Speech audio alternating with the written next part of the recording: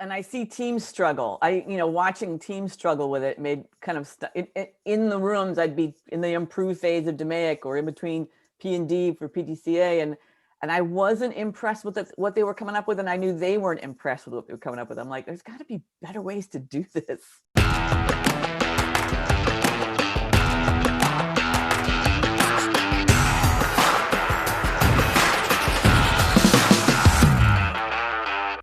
Hello, everybody. I'm Paul Critchley, president of New England Lean Consulting. Welcome to another episode of the New England Lean Podcast. This week, I'm really excited to welcome Elisabeth Swan to the show.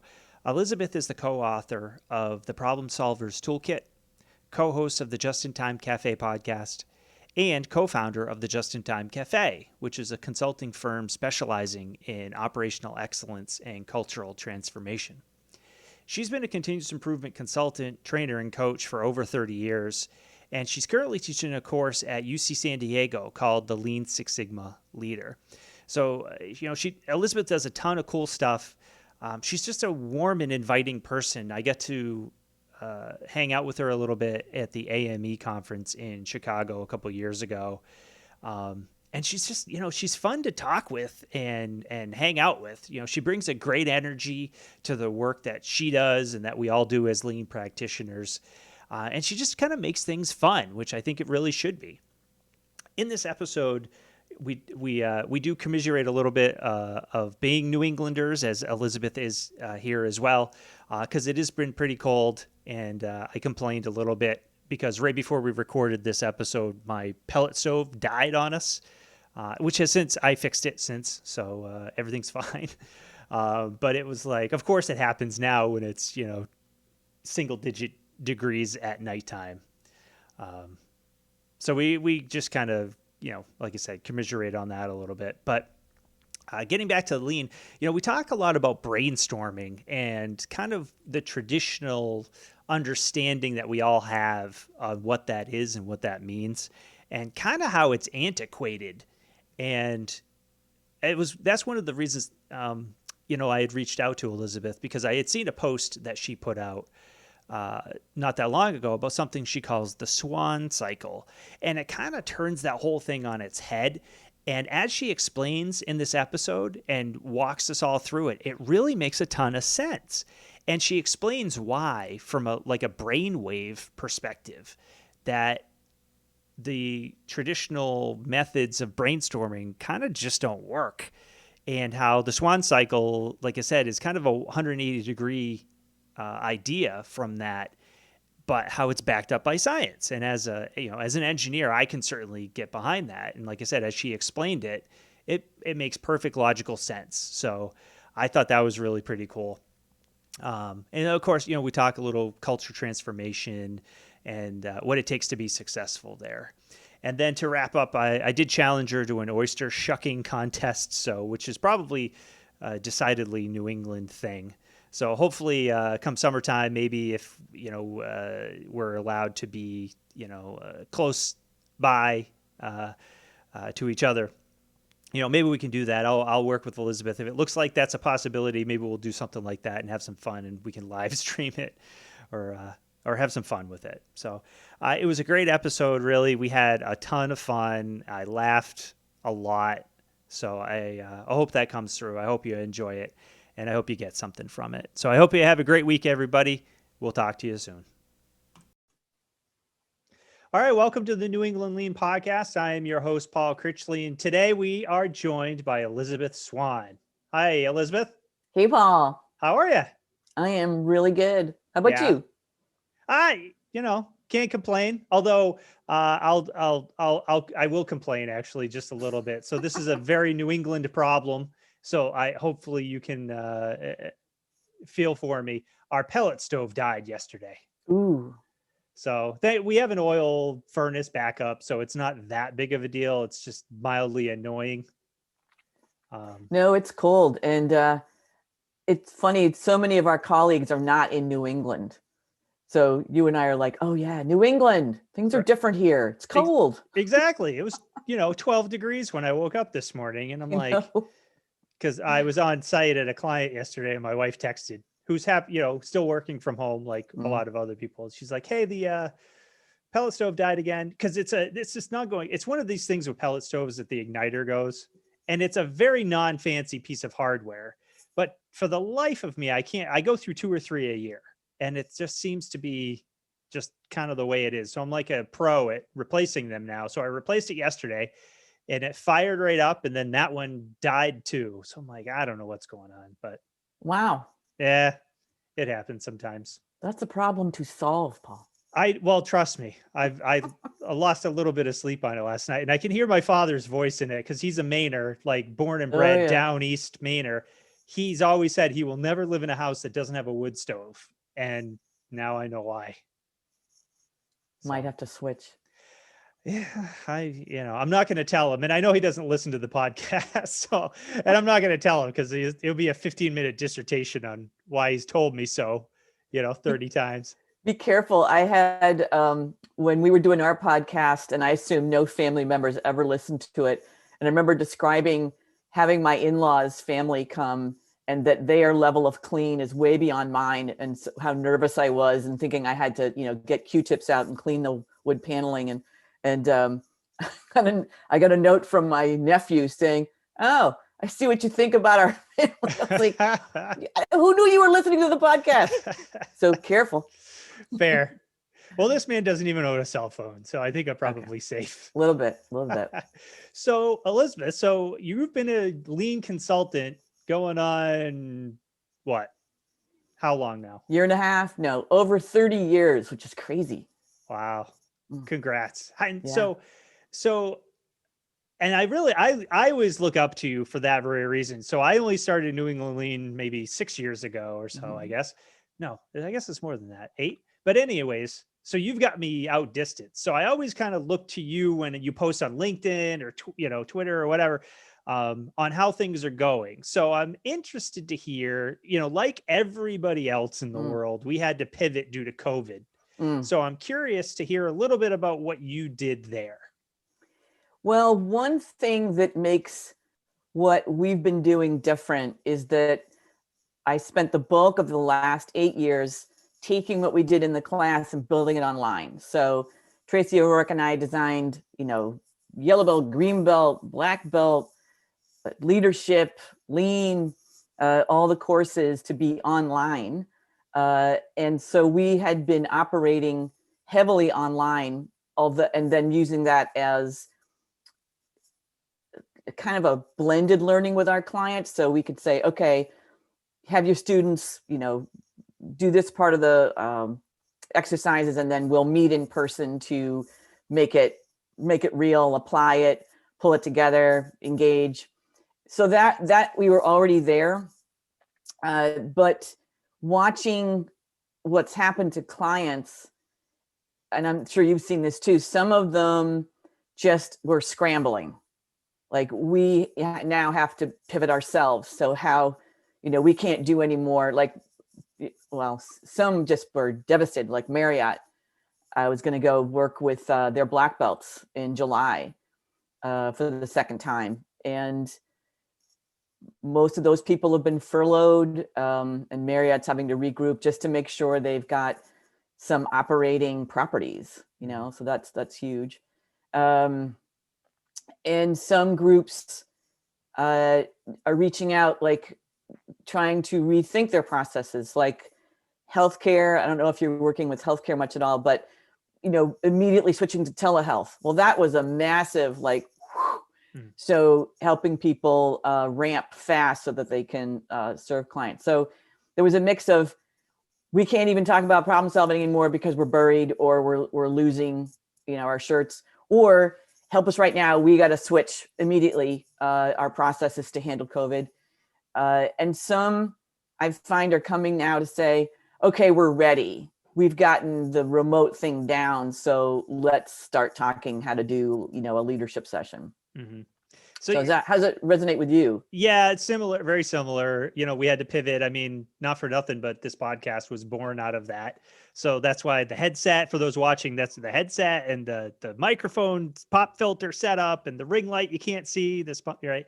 All that kind of stuff, because all of this was bought for doing training online, because we do some online training courses as well, but I had to pivot for some clients who didn't want that, because that's just like a asynchronous kind of a thing, and it's but they really wanted me to teach that class that I had done in person but just online. So I kind of had to figure all that stuff out. And then we did have other clients that took the opportunity in manufacturing, so they never really shut down. But they took the opportunity to be like, listen, our business is way down, but we did get a triple P, so we're not laying anybody off. So let's get some of this training we've been talking about going, and let's do some of that. So we actually started going on site in, I want to say, I think June. We started, limited. So, and it was I'll be honest, it was a little scary, because at that point, we still didn't know the full effects. And at least I mean, it was looking real bad, but so I'm like, what is okay? Like 6 feet, 8 feet, 10 feet. Definitely I wore my mask. I sanitized and washed my hands like it was, my job. And so knock on wood, I didn't ever get COVID. We did have some clients that, had a few little minor outbreaks, to varying degrees. It was interesting because some people said, yeah, I had a cough for a few days and that was about it. And then we had another client who has about 30 people, their small shop. 9 people got it, including both owners. And I was talking to, it's a brother sister, and she was like, Paul, I was out of business for like 6 weeks, and 2 weeks of those I was in bed and I don't even remember what was going on. I was so sick. Yeah. So it was a little scary, but Yeah. so yeah, it's one of those things where, like you said, who could have predicted it? It was just all of a sudden. I think the last time I was on site, I had to drive up into Massachusetts, and there's a McDonald's right off the Mass Pike I always stop at. And I was one of 3 vehicles in the parking lot in late March. And usually it's easily almost full. Yeah. So that's when I really started to hit me. I'm like, this is, going to be a something. thing. But one of the things that I think you posted on LinkedIn, I can't exactly remember, but something that you posted caught my attention. I was curious. The reason I brought up the whole COVID thing, because I know everybody's probably sick of listening to it, but you posted something that you called the Swan Cycle. I was curious to delve into that a little bit more. Was that something you started working on because of COVID, or had you been working on this prior? It's something that I was aware of prior to COVID. And then COVID had me dive into what was behind it. So I'll start it this way. I'm going to ask you the question that I ask a lot of my classrooms or my in my workshops. Where are you and what are you doing when you get your best ideas? Honestly, this is going to sound silly, but usually it's when I'm mowing my lawn. And you would be shocked at how not silly that is. So I have asked this for 30 years. I got this question from a mentor of mine from way back. He's Mitch Ditkoff, the CEO of Idea Champions. We did a lot of innovation work. And he would ask this of groups. So I started asking it of groups. And I got, in the shower, walking the dog, driving the car, on my bike. And sometimes it was when I just woke up or when I'm falling off to sleep. So what struck me was, and this COVID was driving this, we would get on Zoom calls, right? So now we're not in a room with a flip chart, or at least I'm not running a brainstorming session. Now I'm doing it on a Zoom call. And you would put out the question to people that you want to brainstorm on. I'll call it the how can we question. And then you'd get crickets, or you'd get stuff that you're thinking, okay, eventually we'll get past all the simple stuff or the stuff everyone knows or isn't new, and then we'll get to something good. But I was not impressed with what we got in group brainstorming sessions. And then I'm thinking about, and the reality is you don't get your best. No one ever says in a conference room, I get my best ideas on a Zoom call. Those never happen. It's never at work even. So that struck me. So I did some research and I found this guy, Neil Herman. And this was published in Scientific American, and he did all this study on brainwaves and the impact on idea flow. So he studied 4 patterns. One of them was your beta waves. That's what's going on right now. You and I are engaged in conversation. We are actively listening to each other. It's sparking ideas and we're having a conversation. And I would think, and I think the assumption or the bias is that beta waves are where you get your best ideas because that's what group brainstorming is. But the next one is, what is it? There's alpha, and that's when you take a break or meditate. Then there's theta, mowing the lawn, taking a shower, waking, sleeping. And then there's delta, and that's just a dead sleep. So what happens is if you're doing something rote, like mowing your lawn, it frees your mind up. There's something about being physically engaged, and you probably have had this happen to you. You pull in your driveway and you don't remember the last 10 minutes of driving. Mm-hmm. It's so rote that your mind can go while you're doing something you know by heart. Washing the dishes, like some people find that like they just do this, or knitting. I can talk to people who are knitting because they know their hands know what to do and their brains are just going. So those free you up. So the Swan Cycle was born of, okay, now we know this. What do we do with that? How do we create better ideas, basically? How do we get better brainstorming? So it's clarify, right? Starts with a C. What is the how can we question? And then it's share, right? Share your how can we question with your community. And that could be the insiders, we'll call them, and outsiders, right? You want to get new eyes if you can. That's another whole problem solving realm, which is that strangers can solve problems. Do you know about the InnoCenture, that site? No. They take big problems like industry problems, health problems, science problems, pharmaceutical problems, and they put them out there with a prize. And then people submit solutions and they judge them, and there's winners, and you can get like $10,000. And they said the amount of times the problem is solved from outside the industry is astounding.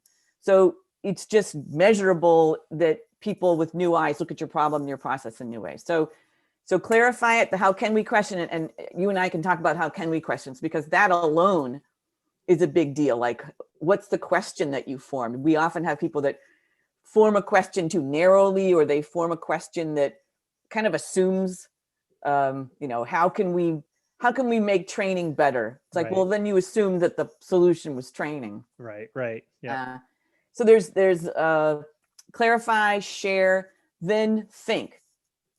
Right. So that means allow time for thinking. So you've really got to build time in, whether it's, some people try to break meetings up, morning and afternoon, but that means that you want people to like go for a bike on their lunch hour or something. I think people at work are a little more constrained. Maybe they're less constrained since we're now working from home, but overnight I find it's best. And I talk to a lot of consultants who split their workshops over 2 days.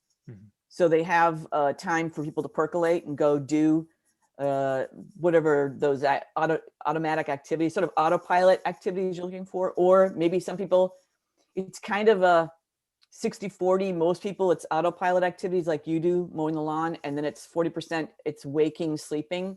So they keep pads of paper by their bedside table. I do that. So, and the last one is assemble. So assemble means, okay, now bring the group back together. Now there are advantages to getting together, right? Because you have these raw ideas. Now you can work with each other to pick at them, right? Well, how can we make this better? I use something called LCS. What do I like about it? What are my concerns? And for each concern, what's my suggestion, right? So you're kind of building, allowing for dissent, but still building there. So CSTA, clarify, share, think, assemble. Nice. And I named it the Swan Cycle for a couple of reasons. One, I go for a bike ride. I literally have a Swan Cycle when I'm stuck. I'll just take off midday and go for a cycle, and things will start to percolate when I do that. But it's also, a lot of my Women in Lean colleagues. And Karen Ross was lamenting that all the models are built by men. She goes, I want models built by women. And I jokingly said, yeah, if we have a Deming cycle, why can't we have a Swan cycle? And then she said, I want to hear the Swan Cycle. And we had a 10-minute break and I went, okay, I think I know what it is. Nice. That's So that's cool. where it came from. That's really interesting. I never, I never knew that about, but now that you mention it, I'm thinking back in my work history, and I can't tell you the number of engineering meetings that were called to try to solve or brainstorm solutions to some problem we were having on whatever product it was at the time of the company I was working for. And I can remember vividly, a bunch of us sitting in a conference room, the manager up at the front. All right, guys, here's the problem. Such and such is doing whatever. And we would just start spitballing stuff. And, I would say we would get some decent ideas, but I can't remember any times when the solution ever popped out of any of those things. Because Yeah, I mean, and I see teams struggle. Watching teams struggle with it made kind of in the rooms. I'd be in the improve phase of DMAIC or in between P&D for PTCA, and I wasn't impressed with what they were coming up with, and I knew they weren't impressed with what they were coming up with. I'm like, there's got to be better ways to do this. Right, and that's what I'm.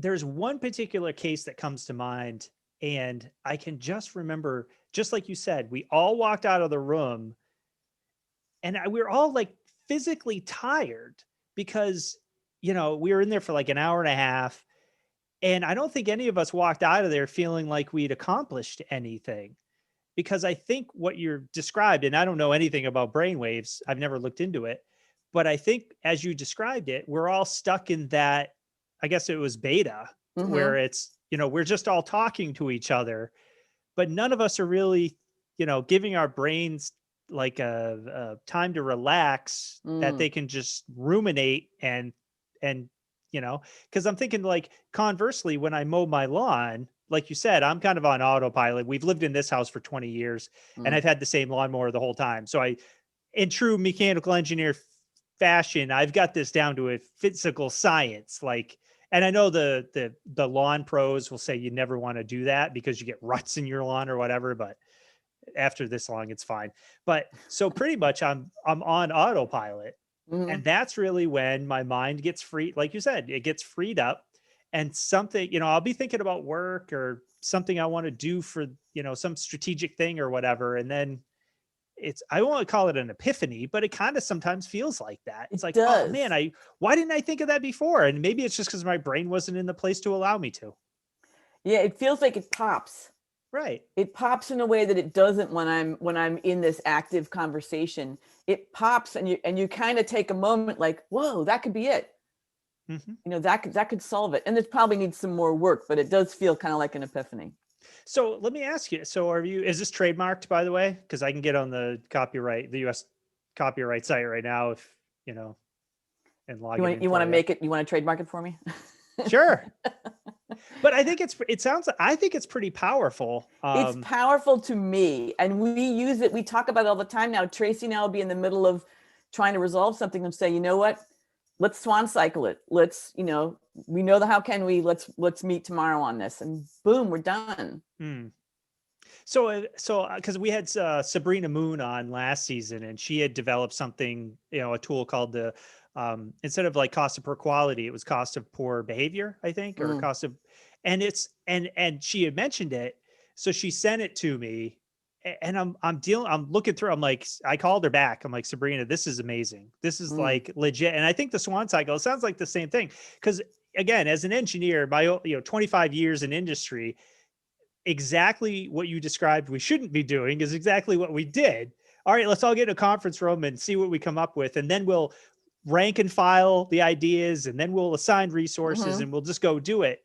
And we never take that extra time. So let me ask you, is this something that you're actively teaching, and do you do this with clients where you say, okay, we've gotten as far as we're going to go today, give me let's take a day, a week, and we'll come back and see what we get? I'm actively teaching it. I did a webinar on it last month, and it's being incorporated in everything we do. That's awesome. Yeah. I think that's really powerful, because I can only imagine, again, I'm thinking back in my work history, if we had just taken a few beats, and thought, and then come back, and instead of just, because again, it was the same, you walk out of the conference room and my mind at least was already, all right, now what do I have to do? Oh, it's this thing, it's that thing. And it may or may not be related to the meeting we just had. So, And I think there's a few factors at work.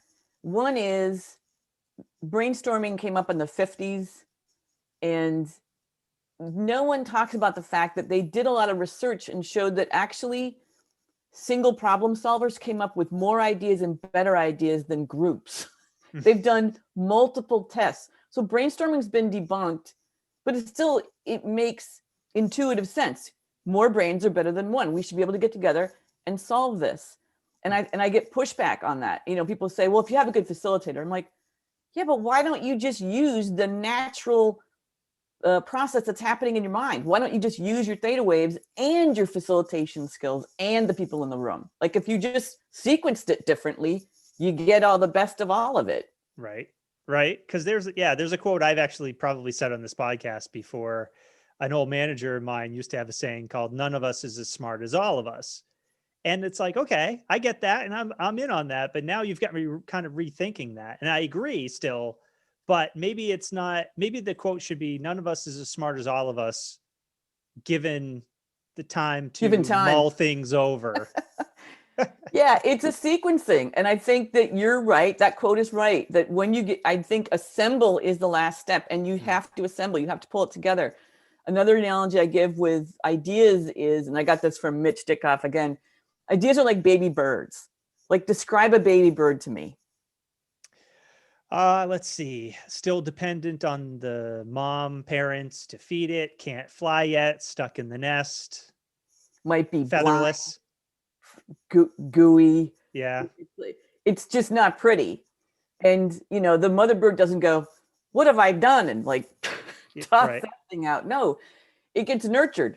So you've got to get together and assemble and take these baby birds and fluff them up and clean them up and, go around with each other. And that's where I think we are good with each other and offer each other ways to add, augment, and, use our kind of debate skills. Like this part of it won't work, this part of it would work, because that debate criteria also helps create better ideas. And we're being trained, more brains better than one, and no criticism. Right. Yeah. No bad ideas. No bad ideas. Like, yeah, no, there's lots of bad ideas. You're right. Right. And I think I will admit, and I won't put words in anybody else's mouth, but I got to believe that there's a fair number of us who have been in a meeting like that. And somebody said something, and the first thought was, that's stupid. But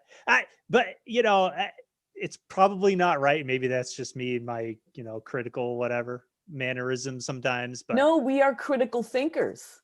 We're trained to be critical thinkers. It's our job. And it's from early ages. So we're trained to do that, and you have to combat it. And that's why I use the LCS, like likes, concerns, suggestions. What I like about your idea, because it forces you to think, well, what do you like about it? Yep. Is there anything you like about it? You got to work at that.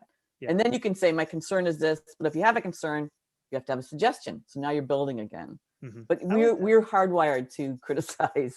Yeah. And I'll tell you, it does, and I think I was just having this conversation with somebody I forget recently. It's hard. Sometimes it's hard to turn off, especially as lean consultants. We're viewed, we're the shiny eyes, third party, come in and because they can't figure out whatever problem it is, cost, quality, on-time delivery, patient wait time, or whatever it may be, so they're looking to us to bring on our experience from other places, other things we've seen.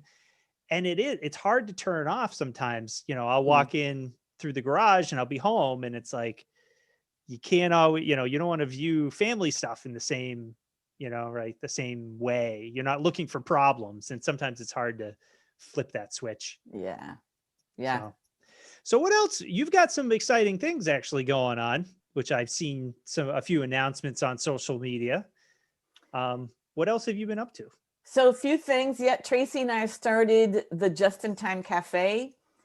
which is kind of a hub for problem solvers to learn, share, and grow. So we've got webinars we're posting. We've got guest webinars. I think you may have come when we had Gemma, Mm-hmm. who was Right. doing a whole teach piece on Mural, Mm-hmm. which is a virtual whiteboard, which a lot of us are now using instead of flip charts and post-it notes. And she was incredible. I learned a lot from her.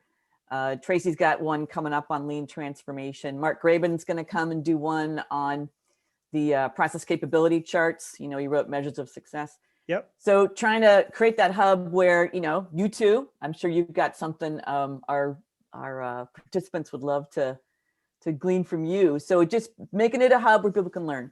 And then we're offering workshops in helping people deploy process improvement, helping leaders support process improvement, understand their role better.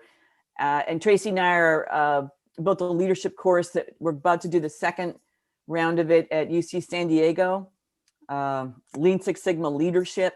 And that's really fun. That's got a lot of asynchronous mixed platforms. So it's people have modules to go through. They've got podcasts to listen to. They've got articles to read.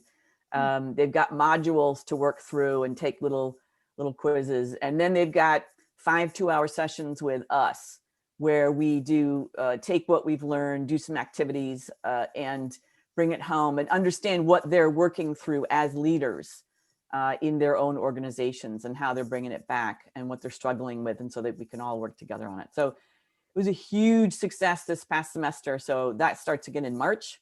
So Okay. pretty excited for that. All right, cool. And I'll link to it. I'll find it and I'll link to it in the show notes. So if anyone's listening and wants to, because obviously it's got to be virtual, right? It is virtual. Yeah. It's a mix of asynchronous and live, but it's all virtual. Cool. So yeah, so that's, I mean, that is one, I don't want if I want to say it's a nice thing out of the whole COVID situation, but you know, say with us, we have clients throughout the country now that we never would have probably had before, just because, I mean, not that I don't hop on planes sometimes, but it's a whole heck of a lot easier to hop on a Zoom call, you know, because I can do that, you know, Monday, Wednesday, Friday. We have one client in Oklahoma and it's like, hey, you know, for 3 hours, we can hang out and toss around ideas and I'll see you in another couple days. You can't do that if you're flying, you know? No, it really cut down on that waste of transportation of Mm-hmm. ourselves. You know, Right. we were Exactly. being flown all over, that we were the road warriors that we are or have been. And suddenly it was like, oh, well, now I got all that time I was spending driving to Logan, sitting in Logan, you know, sitting on a plane. So yeah. Right. Although I Yeah. did get work done on planes. I like that. That was quiet time. Yeah. That, you know, granted, but I will happily trade that for, you know, the opposite of what we have, you know, well, not all of what we have now. Not all of what The we have. COVID part sucks, Yes, we're but taking what's good, but I agree with you. you know, Some the of it's silver good. lining part for sure. So, Elisabeth, I always like to take a little bit of a little tiny break and play something I call the wicked fun part and a hat tip to our New England heritage. Is that Let's do it? You up Hat for? All tip right. to our New England heritage, and I'm ready. All right, here we go. What's one? I'm going to hit you right out of the gate. What's one thing nobody knows about you? Oh, that I am really good at shucking clams and oysters. I'm useful at a clam bake. You know what those are. I challenge you to an oyster shucking Ooh, contest. ooh.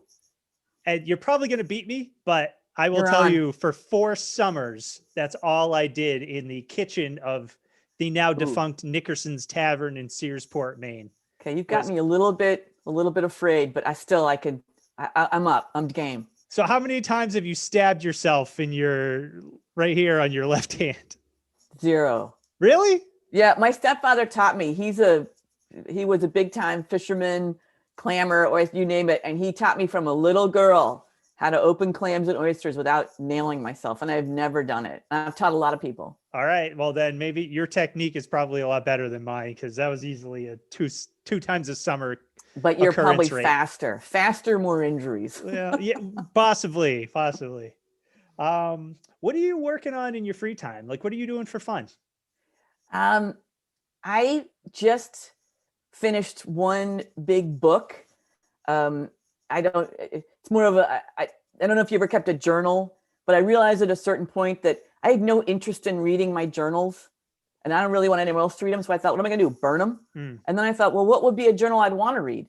So for the past 10 years, every time I remember a funny story, I write it down. If I would write sometimes goofy poems for people on their birthdays, I put them in there. Something hilarious happens with my colleagues, I write the story down. So now this thing is full of pictures and stories and all these things that if I pick it up at any time and look at any part of it, it usually puts a smile on my face. And I just finished one, I'm about to start another one. And I just thought, that's going to be handy. And this is terrible, but I'm 30 years in the business because I'm older than you. But I think, at some point my memory's not going to be as good, or maybe I'm not going to be in control of everything. I'm going to be in some home somewhere and I'm going to be like, man, I'm bored. But like, hey, I'll get that book. I'll find a story. And I know I'll remember things or I'll be prompted to remember things because I wrote them down. Yeah. And that's not, I'm finding that even now. We have 2 kids, and they'll, they're old enough now where they have, we'll talk about our history together, and they'll say, Dad, do you remember this time? I'm like, I have no idea what you're talking about, so I find that already. So write it down. Yeah, I do have to do a better job of that. What is your favorite word? Rise. Nice. How about your least favorite word? Moist. I know a lot of people that would agree with you. It's funny that you said Especially that. New England. It just means mold. Right? When are you the happiest? Happiest? When am I the happiest? Wow. When people are cracking me up. People are telling me stories, and I love hearing stories. Nice. What's your biggest fear? My biggest fear is that I won't fall asleep.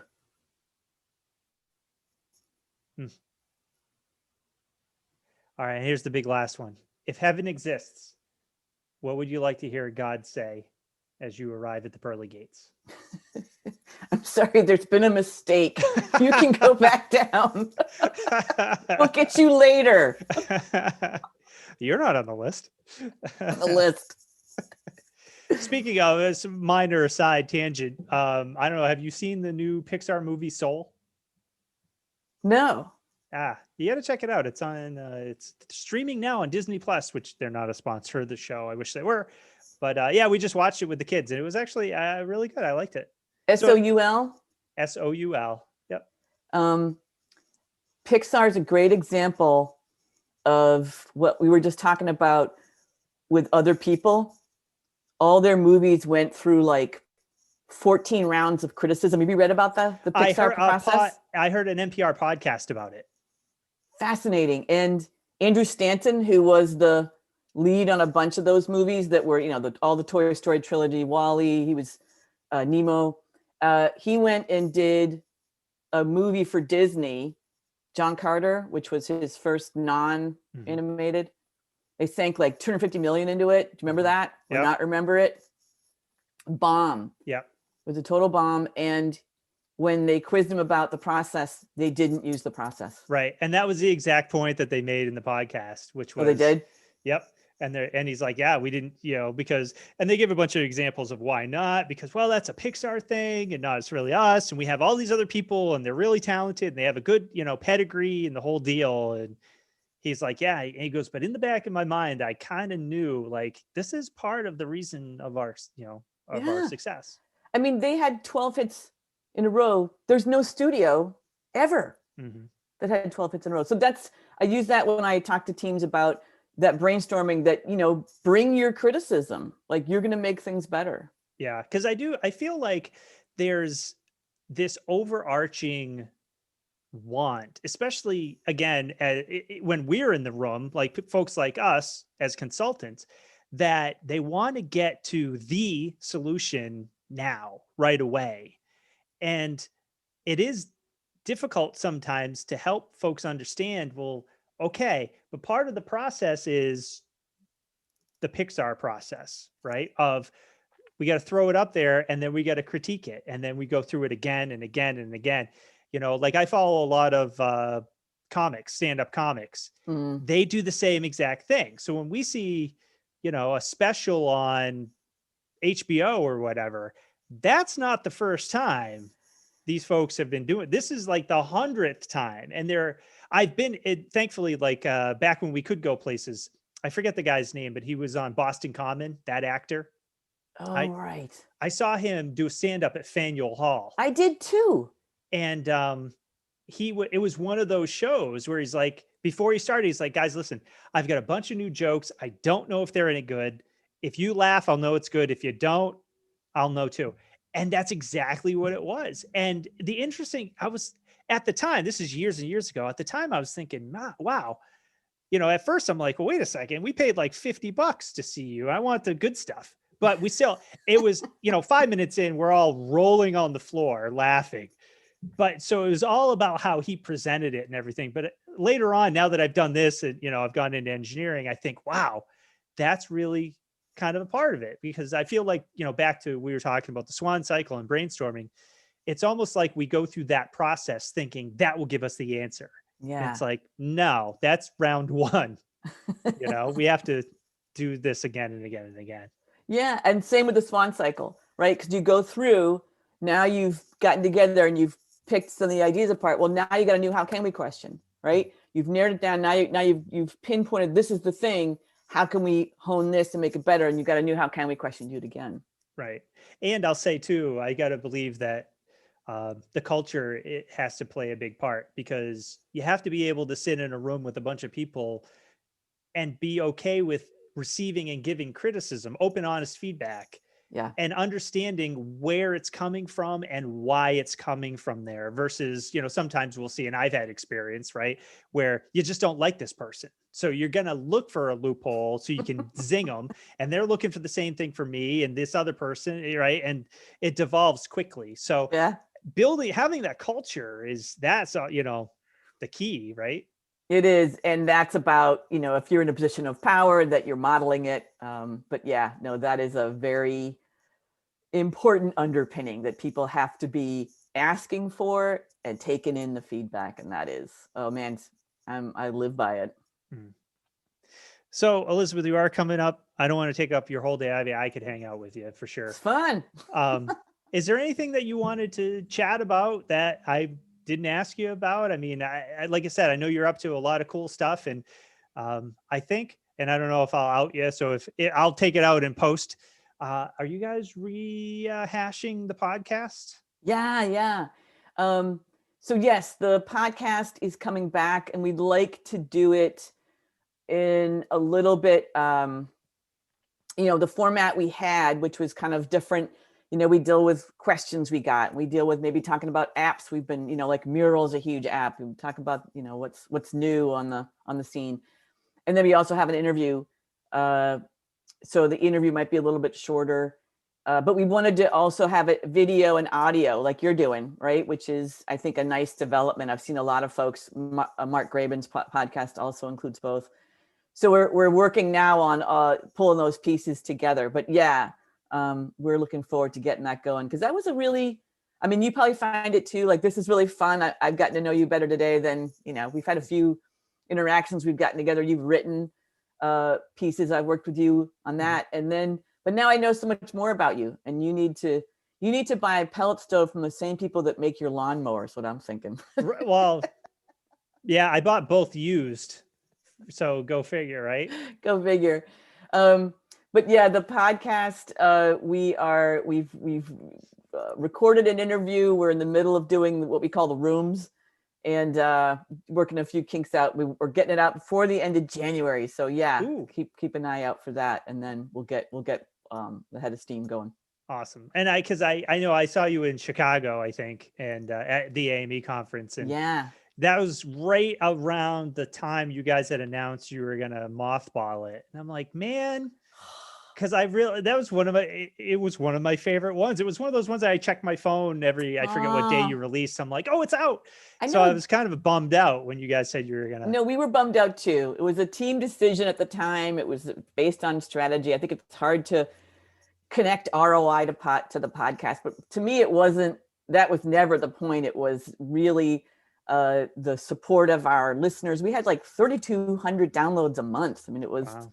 super popular, and it educated us. We had to go out there and research what's going on with this app, what's going on with this question, what's happening in the news. And then it would introduce us to folks like you, and we would get to have these really rich conversations. A lot of leadership, great people, Richard Sheridan and Jeff Liker, a lot of really good stuff. So looking so forward to getting back into that. Yeah. Nice. Well, I'm looking forward to too. So, I can't wait so I'll be looking on social media when you guys, make the announcement that it's episode 1's coming out. You're a good man, Paul. I do what I can, Elisabeth.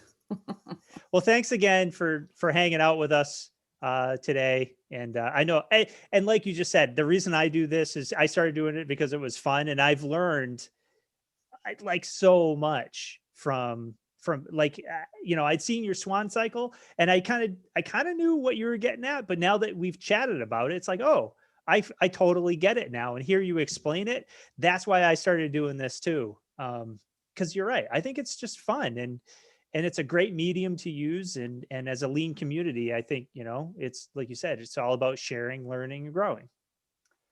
Rising tide lifts all boats, man. I love it. There you go. All right, Elisabeth, I will let you go. Thank you again. Thank you, Paul. Take care. Stay warm. Get that stove working. I'll text you when it's off and running. Thank you. All right. See you, Elisabeth. Bye-bye. Hey, everybody. It's Paul. Before I let you go, I just wanted to say thanks again for listening. You've really made doing this podcast a very rewarding experience for me. I get a lot of messages from listeners, and everyone has something nice to say, which I very much appreciate. Of course, I'm always open to feedback on ways we can make it better. I mean, that's Kaizen after all, and by no stretch do I claim to have got this all figured out. So if there's things that I could do better, please, by all means, feel free to reach out and let me know. And likewise, if there's somebody that you think would be a great guest, also let me know. There's a chance I don't know who those folks are. So somebody that you can help put us in touch with, somebody you want to learn more about, certainly let me know and I'll reach out to those folks. But I hope you find the podcast fun and entertaining, educational, and maybe even a little inspirational, I hope. That's really what I'm going after with this whole thing. So thanks again. And one small ask, if you don't mind, if you listen, whatever your preferred platform is, if you could just, subscribe, give us 5 stars on Apple or whatever, again, whatever platform you listen to, it helps. The algorithms like it. So if you could do that for me, I would greatly appreciate it. And we'll talk to you real soon. Thanks, everybody.